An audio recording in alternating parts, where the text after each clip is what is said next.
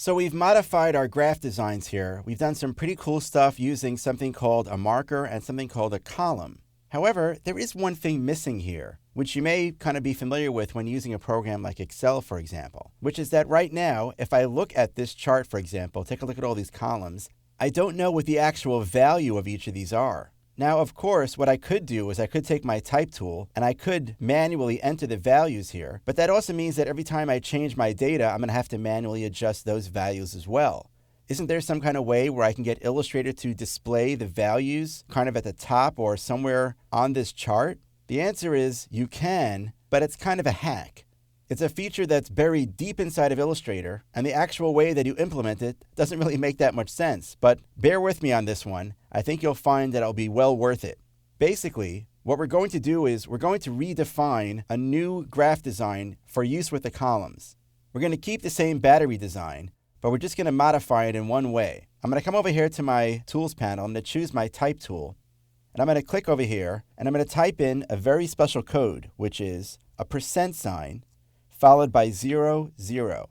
I'll explain that in just a moment, but I first want to style it. So I'm going to switch to my Selection tool. I want to align it centered. I'm going to go to the Character panel here and choose Chaparral Pro. And let's make it bold. And maybe make the point size maybe 16 points. That looks pretty good. I'm now going to take this and drag it here so that it kind of snaps to the center. And I want it to be just kind of right above the guide that we created. You can't really see black on the black background, so let's change this color to something like yellow.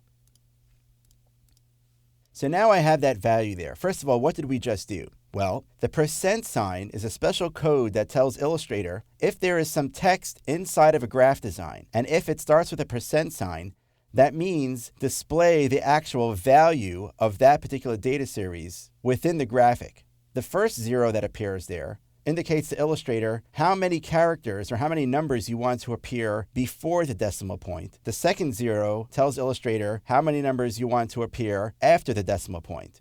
So for example, if I were to type in %11, Illustrator will use the value, but it will only display one number before the decimal point and one number after the decimal point.